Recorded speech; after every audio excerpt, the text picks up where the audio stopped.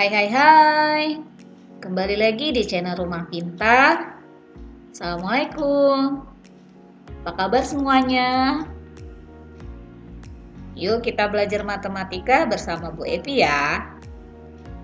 Di video kali ini kita masih melanjutkan materi sebelumnya, yaitu statistika untuk peserta didik untuk sahabat yang ada di kelas 12. Yaitu tentang menyajikan data.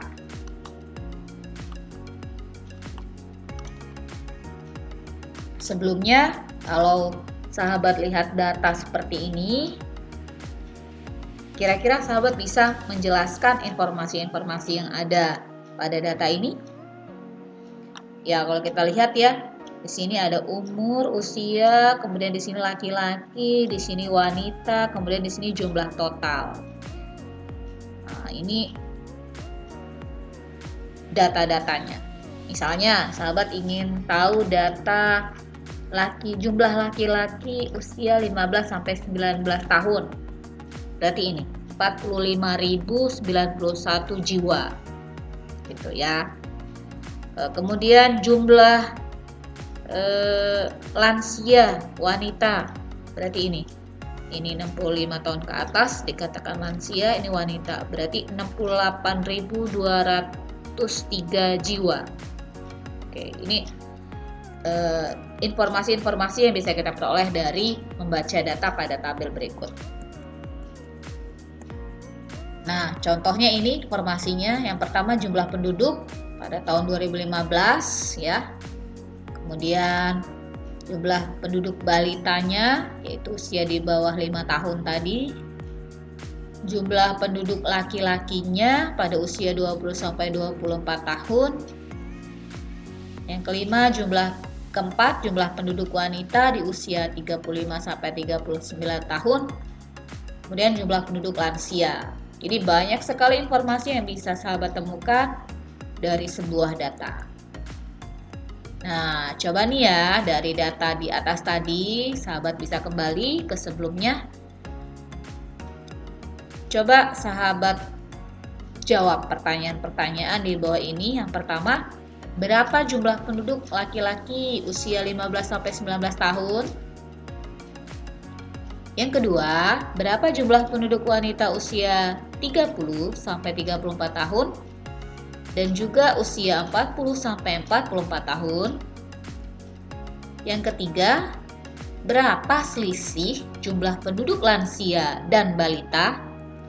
Yang keempat, berapa selisih jumlah penduduk laki-laki dan perempuan di usia 25 sampai 29 tahun? Nah, ini bisa dijawab jika sahabat bisa membaca data pada tabel yang tadi ya. Oke, selamat mencoba. Nah, sekarang selanjutnya ini ada penyajian data. Bagaimana sih cara kita menyajikan sebuah data? Ada banyak sekali ya. Sebenarnya ada banyak sekali. Nanti kita akan fokus di 4 ini. Diagram batang, diagram garis, diagram lingkaran, sama tabel distribusi frekuensi. Kemudian nanti ada tambahan histogram, poligon, dan ogive ya. Kita bahas satu-satu mulai dari diagram batang. Bagaimana cara menyajikan data dalam bentuk diagram batang? Yaitu dengan menggunakan gambar berbentuk balok. Dari kata-katanya batang. Batang itu bentuknya maksudnya balok atau persegi panjang. Nah, maka itu disebut diagram batang. Nah, contohnya seperti ini. Ini mungkin sahabat sering lihat ya di kantor-kantor, di sekolah mungkin informasi yang disajikan dalam bentuk diagram batang. Nah, ini diagram batang tegak atau vertikal. Ini batangnya tegak. Kemudian cirinya itu antar batangnya ada jarak sahabat. Jadi batang satu ke batang kedua ada jarak, kedua ketiga ada jarak, ketiga keempat ada jarak, keempat kelima ada jarak, dan jaraknya ini sama ya. Contohnya. Nah, ini contoh yang diagram batang mendatar atau horizontal. Jadi batangnya tidur horizontal gitu. Ini ada keterangan Di sini biasanya jumlah frekuensinya. Nah, penyajian data yang kedua adalah diagram garis.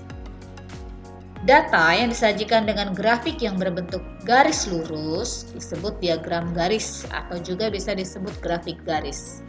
Nah, yang perlu sahabat pahami, diagram garis ini biasanya digunakan untuk melihat peningkatan atau penurunan suatu informasi atau data. Ini direkomendasi banget kalau untuk melihat sejauh mana peningkatan dan sejauh mana penurunan. Biasanya menggunakan diagram garis. Oke. Nah, contohnya seperti ini. Ada sebuah data nih. Nah, gimana sih peningkatan jumlah kendaraan pada pukul 6 pagi sampai pukul 6 sore? Ini kita menggunakan diagram garis. Nah, ini. Misalnya jam 6 pagi masih 0 kendaraan. Jam 8 dan jam 10, jam 12, jam 14, jam 16, jam 18. Nah, kelihatan kan ya? Peningkatannya terjadi pada pukul berapa? Paling tinggi, puncak-puncaknya paling banyak pada pukul berapa? Kemudian terjadi penurunan mulai pukul berapa dan naik lagi pada pukul berapa? Jadi menggunakan diagram garis. Di keterangan horizontalnya ini, horizontal atau sumbu yang horizontal ini waktu, yang vertikalnya banyaknya kendaraan. Oke, begitu.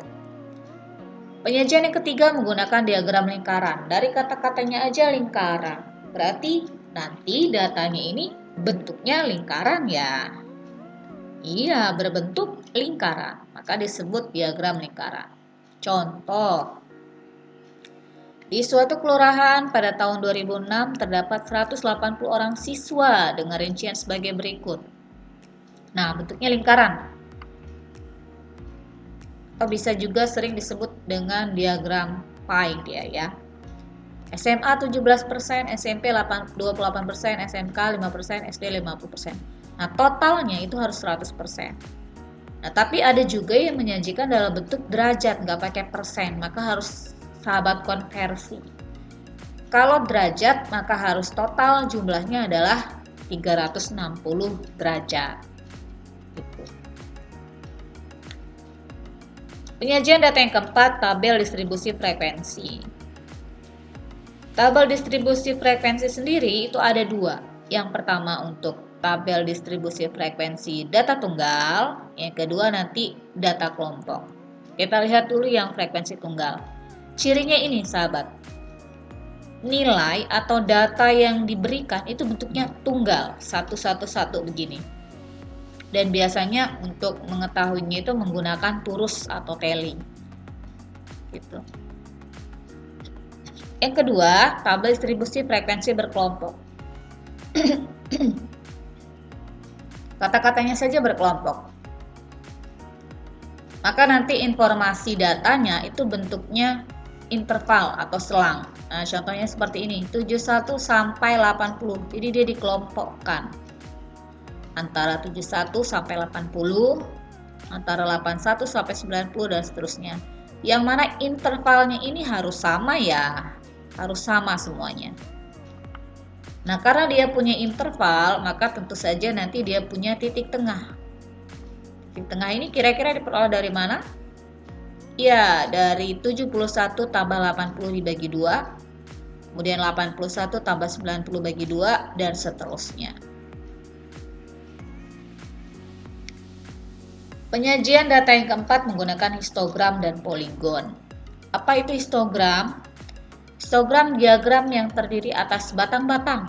Loh, sama dong dengan diagram batang. Oh, berbeda ya.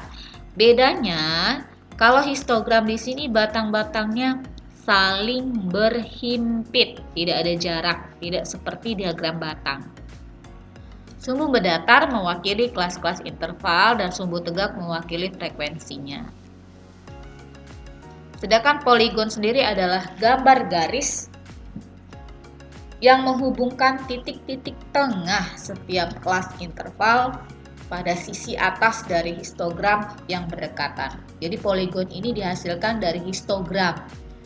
Poligon bisa dibuat kalau histogramnya ada. Contoh ini. Nih, histogramnya ini. Jadi batang-batang berhimpit, kemudian dia kelasnya interval begini ya. Nah, di antara kelas ini kan punya titik tengah tuh. Titik tengah batang ketiga, titik tengah batang keempat, titik tengah batang kelima, dan seterusnya. Nah, jika titik-titik ini kita hubungkan menggunakan garis lurus, mulai dari 0 sampai terakhir 0 lagi, maka garis inilah yang disebut sebagai poligon. Gitu ya, yang diambil titik tengahnya. Oke, penyajian data yang keenam adalah OGIF. Apa itu OGIF? Nah, coba nanti sahabat lihat sendiri ya. Dari sini itu ada dua. Kok ada dua tabel ya? Ya, karena nanti OGIF itu ada dua. Pertama, jika OGIF itu menggunakan frekuensi kumulatif kurang dari, maka nanti OGIF-nya disebut OGIF positif. Jika OGIF itu diperoleh dari frekuensi kumulatif lebih dari, maka nanti OGIF-nya berbentuk OGIF negatif. Nah, kalau dua tabel ini kita gambarkan, tabel kiri tadi ini hasilnya gambar yang kiri, tabel kanan ini hasilnya gambar yang kanan. Maka yang frekuensi kumulatif kurang dari tadi, kita lihat, kurang dari ya, ini akan naik terus. Lihat ini ya, dari 3, 9, 19 akan naik terus, dia akan bertambah besar karena dia menjumlahkan. Nah, kalau ini yang kumulatif lebih dari, dia akan turun, mengecil. Makanya kalau digambar seperti ini sahabat ya, yang OGIF positif dia dari 0 ini naik terus. Kalau yang OGIF negatif semakin ke kanan akan semakin turun sampai di 0. Nah, makanya yang ini disebut OGIF positif karena dia naik, yang turun ini disebut OGIF negatif. Begitu. Oke, mudah-mudahan bisa dipahami. Nah, untuk mengetahui sejauh mana pemahaman sahabat terhadap penyajian data ini, coba nih sahabat latihan dulu, yaitu coba sahabat cari data apa saja yang ada di rumah sahabat ya, atau di sekitarnya. Nah, kemudian sajikan data tersebut ke salah satu cara penyajian data tadi. Terserah menurut sahabat mana nih yang pas datanya, coba sahabat sajikan. Coba beri keterangan dan coba jelaskan. Oke. Jika ada yang mau ditanyakan, nanti kita bisa diskusi. Silahkan tulis pertanyaannya di kolom komentar ya. Oke, cukup dulu untuk video kali ini. Semoga bisa dipahami. Sampai jumpa di video selanjutnya. Ikuti terus channel Rumah Pintar. Assalamualaikum.